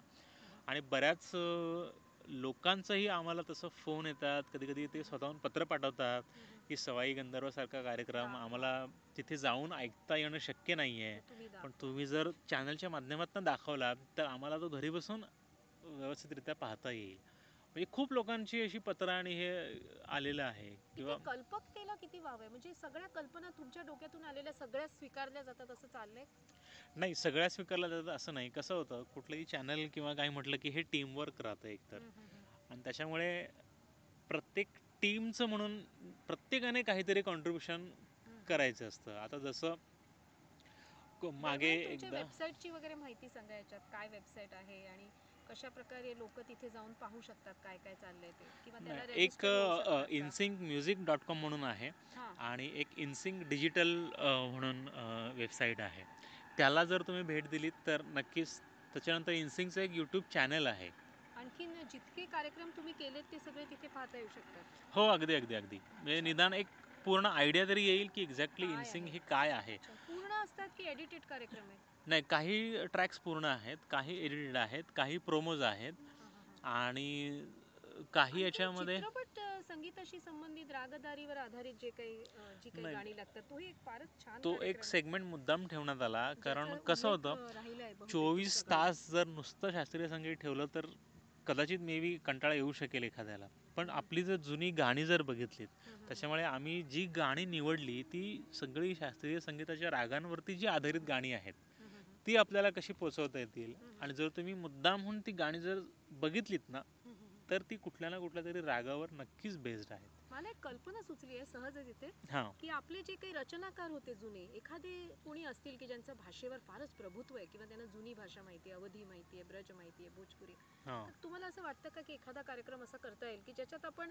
5-6 बंदिशी घेतल्यात आणि एखादे जाणकार येऊन तिथे तुम्हाला बंदिशींच्या म्हणजे जसे आता अमान अली खान होते आणि ते बरोबर अमर या नावाने लिहित असत, बरोबर कोणीतरी एक आलेत आणि त्यांच्या बंदिशींवर फक्त चर्चा म्हणजे गद्य करेक्ट नाही पद्य, करेक्ट की हे अमान अली खान होते पण त्यांनी बरोबर श्रीकृष्णावर बंदिशी केलेले आहेत बरोबर आणि त्यांच्या बंदिशी या घराण्यात गायल्या जातात बरोबर हे सांगून फार गायन न करता पण तिथे खास करून त्या करेक्ट बंदिशी त्याचा अर्थ किंवा करेक्ट काही असेही होते की जे फार सुबोध लिहित नसत, कठीण लिहायचे, बरोबर त्यांच्याही बंदिशीवर कोणी चर्चा करते असंही करेक्ट कदाचित एक म्हणजे नक्की करता मनात येऊ येते की शकेल. असं काही नक्की गुणी नक्की जान आहेत किंवा नक्की आणखीन नक्की कोणी आहेत किंवा एखादा दिवस दिला की आजचा दिवस ह्या व्यक्तीची ही बंदिश करेक्ट आठवड्यातून 3दा, तर म्हणजे लोकांना कळू शकेल. हो आणि तिथे नवीन रचनाकार आहेत त्यांना एखादा दिवस आणि जुन्या रचनाकारांचे 2 दिवस असंही काही करता येईल. म्हणजे एक नक्की मला करता येऊ सुचली शकेल ही म्हणजे कल्पना. बरेचसे कल्पना आहेत की ज्या हां. सध्या पेंडिंग आहेत म्हणजे बऱ्याच ज्याच्यावरती जणांनी काम करणं नावं सुरू टाकलेली आहे. आहेत आणि बऱ्याच जणांनी माझ्यासारख्यांनी नाही टाकलेली. आता जसं लहान मुलांना सुद्धा शास्त्रीय संगीताचं कसं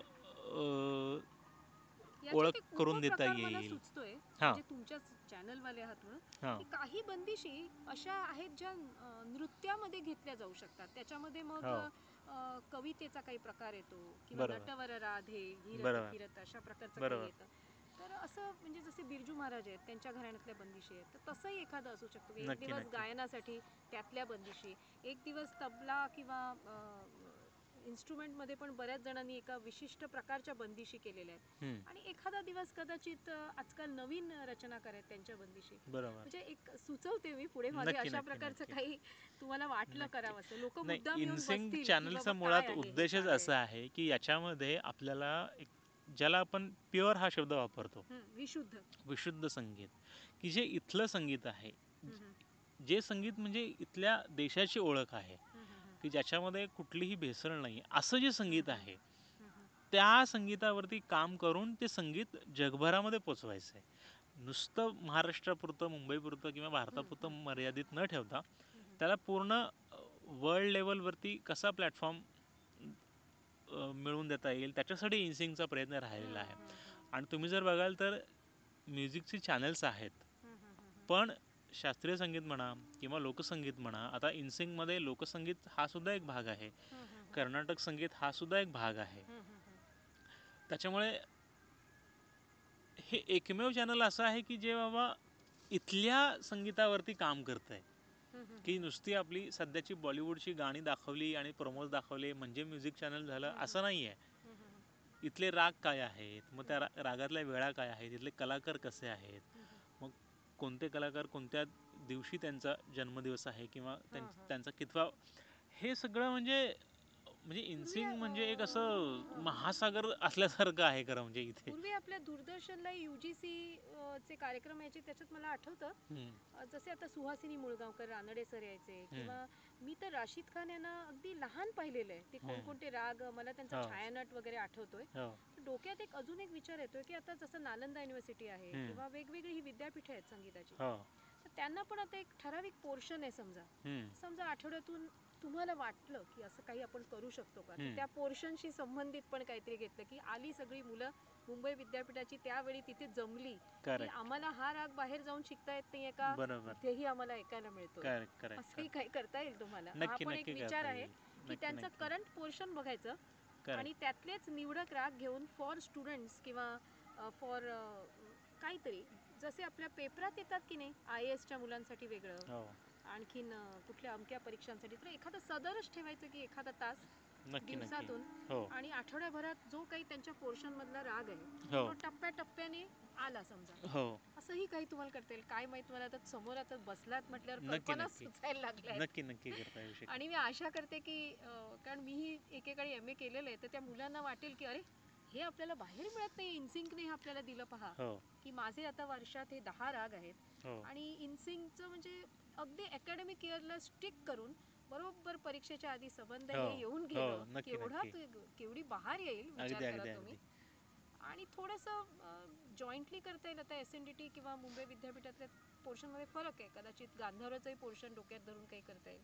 हो मला वाटतं छान होईल हे असं काही. अगदी अगदी अगदी तर नक्कीच. आणखीन तुम्हाला काही सांगायचं नाही तर आपण हळूच मग ह्या संपण्याच्या टप्प्यापर्यंत येत आहोत इंटरव्ह्यू. अजून काही तुमची स्वप्न आहेत, स्वतःची स्वप्न, की संगीतात काही करायचं आहे, किंवा मी जर इनसिंकमध्ये राहिलो तर यापुढे अजून मला अमुक करायला आवडेल, किंवा मला स्वतःचं वेगळं काही करायचं आहे. जसं मी तुम्हाला मगाशी म्हटलं की तुमचं एवढं भाषेवर प्रभुत्व आहे, तुम्ही एखादं म्हणजे नाटक लिहू शकता, किंवा वेगवेगळ्या तुम्ही ऑटोबायोग्राफीज वाचलेल्या आहेत, त्याच्यावर तुम्हाला वाटतं का की मी काही छोटे छोटे फिल्म्स, म्हणजे अगदी फिक्शन नाही पण फिल्म करून त्यात मग गाणी घालून काही करता येईल, असं होऊ शकतं का? तुम्हाला नाही वाटतं मला आपण करावं असं? मला पर्सनली असं वाटतं, म्हणजे अगदी पर्सनली, की मी एक असा माणूस होतो ज्याला शास्त्रीय संगीताचं शून्य माहिती होती असं म्हटलं तरी चालेल.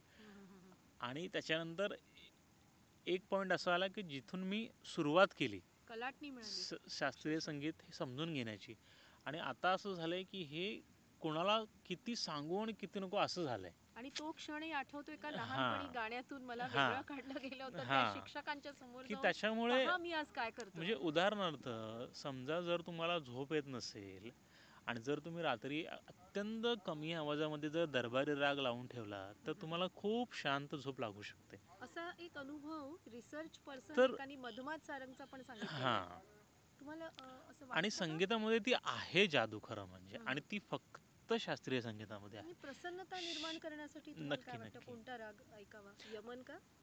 नक्की नक्की यमन ऐकावा, तोडी ऐकावा आणि सकाळच्या बसंत वेळेत. रागाविषयी काय वाटतं? कसं वाटतं बसंत ऐकला तर काय वाटू शकतं असं? नाही, बसंतचं कसं आहे, बसंतचं नावच वसंत असं हां मराठीमध्ये हां आहे. हां हां वसंत म्हणजे फुललेला, हां. की बरं ज्याला बरं. बहार आली आहे हां हां हां त्याला वसंत असंही आहे. हां हां म्हणजे हां. प्रत्येक रागाची सुद्धा एक पर्सनॅलिटी आहे, आणि अच्छा त्या रागाची पर्सनॅलिटी तुमच्यावर परिणाम करत असते. अच्छा अच्छा. त्याच्यामुळे मला चॅनलच्या माध्यमातून म्हणा किंवा आणखीन वैयक्तिकरित्या जसं जमेल तसं, की बाबा शास्त्रीय संगीत म्हणजे नुसतं आ ऊ करणं एवढ्यापुरतं मर्यादित नाही आहे. एक इतर गोष्टींकरता वेळ देता. सध्या तुम्ही वेटेज किती दिलेलं आहे? म्हणजे शास्त्रीय संगीत, उत्तर भारतीय संगीताला एवढे टक्के आणि कर्नाटिकला एवढे टक्के, आणि त्याच्यातून परत ज्याला आपण म्हणतो इन्स्ट्रुमेंटल म्युझिक अशा पद्धतीने येतं, इन्स्ट्रुमेंटल ते, हां, आणि नृत्य इतक्या प्रमाणात आहे, असं म्हणजे हे विशुद्ध म्हणजे शास्त्रीय संगीतात किती वेटेज आहे, की ध्रुपदचे एवढे कार्यक्रम आहेत, एक नाही साधारण कार्यक्रमाचं एक तसं पर्सेंटेज सांगता वाईज येणार नाही मला. किती अधिक प्रमाणात ध्रुपदाचे कार्यक्रम असतात, नाही, किंवा अमक्या शेवटी दिवशी कसं होतं, ध्रुपदावर जे आधारित प्रोग्रामिंग कार्यक्रम डिझाईन असतात. केलं जातं त्या प्रोग्रामिंगनुसारच हे सगळं ठरत पण असतं. सर्व प्रकारचे कार्यक्रम, नृत्य पण वगैरे नक्की हो सगळंच हो, आहे. अच्छा अच्छा पण अच्छा शास्त्रीय संगीताशी संबंधितच राहिलेलं आहे. आणि अच्छा फिल्म म्युझिक, की जे म्युझिक रागदारीवरती बेस्ड आहे, अच्छा अच्छा. ज्याच्यामध्ये ब्लॅक अँड व्हाईट तर जमान्यापासून यापुढे ती अजून साधारण तुमच्या काय म्हणजे इनसिंगचे काय हे आहेत नवीन प्रोजेक्ट्स? प्रोजेक्ट्स म्हणजे एकतर नवीन कलाकारांना घेऊन प्रोग्राम्स करणं, तो एक भाग ते आहे. तर एक आलं त्याच्यानंतर होतं तुमचं स्पर्धेसारखं. शाळकरी मुलांना कसं संगीत समजावता येईल, सोपं मग करून त्यांना ॲनिमेशनच्या माध्यमातून सारेगम शिकवायचं का, अच्छा असं काही. किंवा एखादा इन्स्ट्रुमेंटलिस्ट नेऊन किंवा एखादा तबलावादक नेऊन फेस टू फेस त्यांच्याशी बोलणं फार गरजेचं आहे. मग त्याच्यावरती एक काम चालू आहे. त्या ह्याच्यामध्ये इंडिया स्टेज म्हणून चालू आहे, ज्याच्यामध्ये एक प्लॅटफॉर्म आहे नवीन आर्टिस्ट करता, जिथे येऊन तुम्ही तुमचा परफॉर्म करू शकता. असे बरेच प्रोजेक्ट्स आहेत की ज्याच्यामध्ये, जसं एक फ्रेम्स नावाचं एक प्रोजेक्ट आहे ज्याच्यामध्ये प्रत्येक आर्टिस्ट आणि त्याची म्हणजे त्याच्या प्रोग्राम सोबत त्याची जडणघडण कशी झाली त्या आर्टिस्टची, तो एक भाग आहे त्या ह्याच्यामध्ये. अच्छा अच्छा. असं म्हणजे बरेच प्रोग्राम्स आहेत म्हणजे जे हां. सध्या मार्गी आणि लागण्याच्या गुरु याच्यावरती शिष्य आहेत. परंपरेवर काही तुमचं असं असतं का की एखादा कार्यक्रम आहे ज्याच्यात तुम्ही माहिती पण देता की हे गुरु हे शिष्य अशा प्रकारचे काही केलंय का? म्हणजे आम्ही मागच्या गुरुपौर्णिमेला सुरेश तळवलकरांचा इंटरव्ह्यू घेतला होता, अच्छा, वा की वा. ज्याच्यामध्ये त्यांची पूर्ण डॉक्युमेंटरी आम्ही केली होती, चित्रित डॉक्युमेंटरी केली म्हणजे होती. तुम्ही कसं जीवनीच्या पद्धतीने करता की केवळ म्हणजे संबंध एका कलाकाराचा दिवस अशा नाही, पद्धतीने? संबंध कलाकाराची पूर्ण आणि माहिती त्या घेता ह्याच्यामध्ये. आणि त्याच्या तोंडून येस येस, आणि अगदी त्याचं अगदी वादन बिदन सर्वच. पूर्ण अच्छा पूर्ण अच्छा पूर्ण अच्छा. म्हणजे त्यांची पूर्ण एका दिवसभराचं शेड्यूल आम्ही त्यांच्या पण आता तालयोगी सध्या आश्रमामध्ये तुम्ही केलं कलाकार होतं. घेताना कशा प्रकारे करताय म्हणजे जे बाहेर जास्त कॉन्सर्ट प्लॅटफॉर्मवर आहेत त्यांनाच घेताय की ग्रेडेड आर्टिस्ट आहेत त्या पद्धतीने करताय म्हणजे नाही, एखाद्याला मिक्स्ड वाटलं आहे की कशा याच्यामध्ये. पद्धतीने मलाही काही जणांनी विचारले की आम्हाला इनसिंकला अप्रोच करायचं असेल आम्हाला हां कार्यक्रम करायचे असेल तर त्यांनी काय करावं मग ते कर्नाटिक व्यक्तींनी पण विचारले की आम्ही आमच्या त्यांना व्हिडिओज द्यावेत का मग ते हां अप्रूव्ह झाले तर आमचे होतील का असंही काही डिवोशनल वगैरे कार्यक्रम करणाऱ्यांनी विचारले तर त्यात काय तुम्ही नाही, सांगू शकाल? इनसिंकला तुम्ही डायरेक्ट तुमचं प्रोफाईल पाठवू शकता. नाही म्हणजे स्पर्धेसाठी नाही तर तुम्ही नाही, ते स्पर्धेसाठी पाहाल. असं नाही, पण तुम्ही एक हे कलाकार जर अच्छा. असाल, मग तुम्हाला गायनाची आवड असेल, वादनाची आवड असेल, हं, हं, हं, हं. तुम्ही तुमचं एक छोटंसं प्रोफाईल, एखादी छोटीशी जर ऑडिओ कॅसेट असेल किंवा पाठवा. ऑडिओ सीडी जरी तुम्ही पाठवेन. रेकॉर्ड केलीत घरच्या घरी विथ बायोडाटा, आणि ब्रोशर्स असं हां सगळं. त्याच्यासकट, तरी इनसिंक त्याची नक्की दखल घेईल. एवढं एवढं मात्र नक्की म्हणजे. हं, हं, हं, हं. पण आहे म्हणजे इनसिंक म्हणजे भलेही लहान वयात फारच पल्ला गाठलेला आहे. माझ्या कल्पनेप्रमाणे सुहास मोदर ही व्यक्ती 33 किंवा 34 या हो, वर्षाची. 34. 34 अंदाज बरोबर आहे अगदीच. हो. लहान वयात बराच पल्ला गाठलेला आहे आणि आता आपल्याला मी लहान म्हणूही शकत नाही आपल्याकडे एक लहान बाळ असल्यामुळे. तर तुमच्या सौभाग्यवतींना पण गाण्याची आवड वगैरे आहे? आहे म्हणजे आता तर माझ्यामुळे तिला ते निर्माण हळूहळू झालेली आहे. निर्माण झाले आणि आवड तुमच्या ॲक्च्युली. मुलीला तुम्हाला काय शिकवायला आवडेल म्हणजे तिचा कल पाहून तुम्ही कराल किंवा नाही, कसं? नक्कीच तिचा कल म्हणजे तिला जर गाण्यामध्ये आवड निर्माण झाली तर नक्कीच पण गायनाकडे तुम्हाला हे करेन. इच्छा आहे की तिला निदान समज असावी हां, म्हणजे आनंद घेता यावा काही लावलं तर करेक्ट अगदी पळूनच करेक्ट जाईल असं नाही. करेक्ट. आणि ओके. लहान वयात जे मिळतं ना, तेच खरं म्हणजे पुढे जाऊन आणि पिकतं. सहज एक प्रश्न येतो मनात तानसेनम विषयी आपण जे वाचतो समजा तुमच्या आपल्या सर्वांच्या सुदैवाने तुमच्या एखाद दिवशी तुम्ही असे घरी येतात आणि कुठेतरी एकदम वाघाची डरकाळी ऐकू आली आणि आज जाऊन वाघच दिसत नाही आणि थोड्या वेळाने मुलगी हसायला लागली आणि लक्षात येते की ही डरकाळी आपल्या सुकन्येच्या तोंडून निघाली सुकन्याची तर आहे. कसं तुम्हाला म्हणजे वाटेल त्यावेळी की माझी मुलगी लगेच तुम्ही ओळखाल की माझ्या पावलावर पाऊल टाकून मला जे गायनात त्यांनी घेतलं नव्हतं हो, काय बिशाद आहे की शिक्षक तिला घेणार नाहीत नक्की नक्की. असं असं काय मनात येईल तुमच्या कारण समापन करताना मधुर पद्धतीने समापन करावं खरं पण मी आता डरकाळी हा विषय काढलेला नाही, हरकत नाही. तुम्हाला आनंद वाटेल नाही, म्हणजे नक्की नक्की आनंद म्हणजे वाटेल नक्कीच. हेच फळ ममतपाला असं नक्की असं नक्की होईल. नक्की नक्की. अच्छा कारण काय आहे की ह्या सगळ्या जेव्हा हे सगळं तुम्ही सुरुवात केली तेव्हा जवळजवळ आपण युवा अवस्थेत आपण म्हणू शकतो हो हे लग्न बाळ वगैरे हे अलीकडची गोष्ट आहे हो पण सतत ती मनात विचार चालू होते त्यामुळे हो मला खात्रीने वाटतं की तुमच्या मुलीच्या मनात नक्कीच हे असेल. हो आता आपण तुमच्या घरी थोड्या वेळ बसलो होतो आणि आपण गप्पा मारत असताना माझ्या लक्षात आलं की मी काहीतरी एक स्वर लावला आणि तिने त्याच्या खालचा जो स्वर लावला तर मला असं वाटलं एकतर माझा गंधार तिचा षड्ज आहे हा किंवा माझा षड्ज असेल तर हा त्याचे चार आपण म्हणतो ना चार श्रुती खाली हो चार श्रुती नाही म्हणजे मी षड्ज गंधार असं जर आपण पाहिलं तर तीन हे आहेत ना काय म्हणतो आपण मी जर गंधार लावलाय शुद्ध गंधार तर कोमल गंधार आणि शुद्ध रिषभ कोमल रिषभ म्हणजे असे हाफ नोट्स तीन खाली आणि माझा जर का तो हे होता षड्ज त्याचप्रमाणे तिनेही त्याच पद्धतीने स्वर म्हणजे मला असं वाटलं की तिला स्वराची माहिती चांगली आहे. नक्की हो. पण तिला आवड आहे का गाण्याची? नाही, ते आत्ता सांगणं कठीण आहे खरं म्हणजे. पण कसं आहे, घरी लावलं जातं म्युझिक त्याच्यामुळे ते निवांत ऐकणं हा सध्या एक सध्या चाललेलं असतं म्हणजे सध्या. मी हां तिने काहीतरी केलं तर ते मला ते एकदम लक्षात आलं एवढ्या हो 4 महिन्याच्या मुलीच्या हो कंठातून हे म्हणजे तिला ऐकायला नुसतं गंमत गा वाटली जरी मला. म्हटलं ना, बाळा जरा गा म्हटलं ना, तरी सुद्धा ती नुसतं आ ओ असं तिचं लगेच सुरू होतं. म्हणजे मी सा असं गायले हा समजलं तिने कोमल दैवत लावलं हे होतं हे मी म्हणजे. ऑब्झर्व केलंय गेल्या 15-20 दिवसात जवळजवळ. नुसतं बाळा गा जरा म्हटलं ना, आणि तरी ती नेमकं ती मगाशी लगेच काहीतरी सुरू चाललं करते. होतं ना, आपण थांबलो. मी आता म्हटलं हे आवर्तन कुठून पूर्ण आलंय होऊ दे म्हणजे म्हणजे म्हटलं. कदाचित ते आईच्या पोटात असताना मी हा, बाहेर स्पीकरवरती तानपुरा लावून ठेवायचो. असेल तसंच असेल ते. त्याच्यामुळे त्याचा परिणाम असेल कदाचित. पण काही महिन्यांनी कळेल एक्झॅक्टली की कळेल कळेल. तिचा कल कुठे आहे, वादनाकडे आहे का गायनाकडे आहे, त्यानुसार ठरवता येऊ शकेल म्हणजे नक्कीच. तर या निमित्ताने द्रोणा स्टारसाठी आपला जो इंटरव्ह्यू मी केला ज्याच्यामध्ये तुमच्या काही नाट्यक्षेत्रातल्या आठवणी आल्या, पण तरीही संपता संपता मी विचारेन की तुम्ही स्वतः कोणकोणत्या भूमिका केलेल्या आहेत, म्हणजे लोकांच्या परिचयाची जी नाटकं आहेत त्यातल्या आणि नाहीत नाही परिचयाच्या. मुळात आम्ही जी नाटकं केली ती सगळी एखादं तरी नाटकं असेल की जे माहितीचं नाटक असेल असं की जे तुम्ही. सगळ्या एकांकिका मुळात आम्ही केल्या. पहिली गोष्ट म्हणजे हां हां ज्याच्यामध्ये सगळी नवीन एकांकिका लिहिलेल्या त्याच्यावरती कामं केली. हां. त्याच्यानंतर अजून एक सांगायचा मुद्दा म्हणजे नाटकांची जेव्हा काही नावं सांगू आमची शकाल? ललित मुंबई नावाची जी संस्था आहे त्याच्यामध्ये मी म्युझिक ऑपरेट करायचं काम बरेच वर्ष केलं. वा वा. 5-6 वर्ष म्हणजे बॅकग्राऊंडचं जे म्युझिक असतं नाटकाचं हम्म. ते ऑपरेट करायचं मी काम 7-8 वर्ष जवळजवळ कंटिन्यू करत राहिलो प्रायोगिक रंगभूमीवरती. अच्छा. त्याच्यामुळे सुद्धा चांगलं म्हणजे एक संगीताचं थोडंफार हे राहिलं सर्व गीता प्रकारचं ह्याच्यामध्ये. संगीत. हो मग त्याच्यामुळे लोकसंगीत आहे, इतर प्रकार आहेत.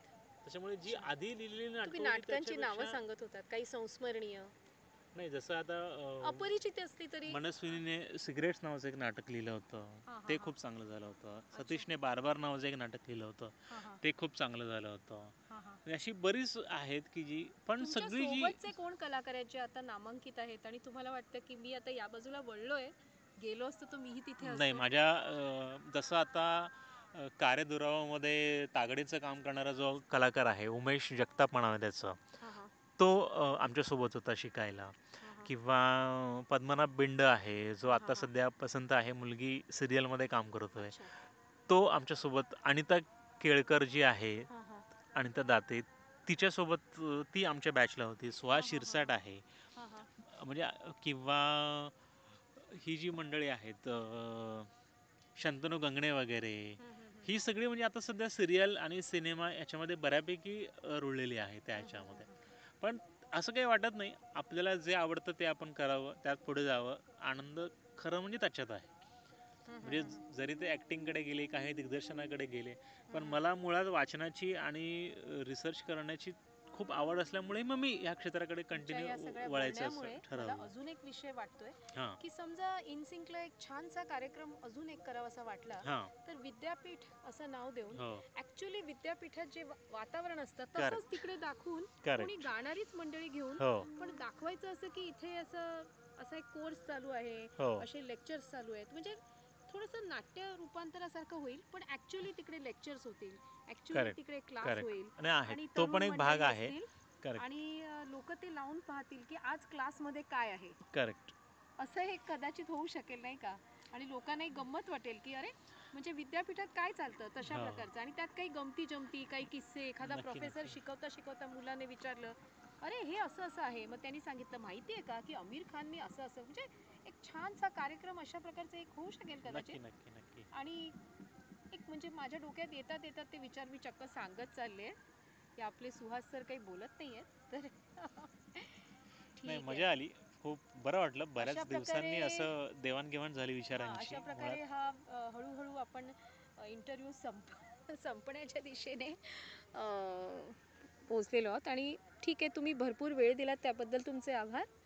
तर आता आपण बोलत होतो श्री सुहास मोदर यांच्याशी आणि हे इनसिंक चॅनलमध्ये संशोधन प्रमुख आहेत आणि मी नंदिनी बोरकर धन्यवाद म्हणते तुम्हाला आणि धन्यवाद. असाच योग पुन्हा पुन्हा येऊ. आणि यावेळी मला आकाशातला अर्धचंद्र आणि बाजूला भरपूर तारे दिसत आहेत. तर हा कुठल्या रागाची वेळ झालेली आहे तुमच्या दृष्टीने? नाही नक्की 7 साधारण वाजले असतील तर यमन असेल. माझ्या ह्याच्यावर आता 8:10 असं काहीतरी येत आहे. किती वाजलेत? करेक्ट 8. धन्यवाद. नमस्कार. माझं नाव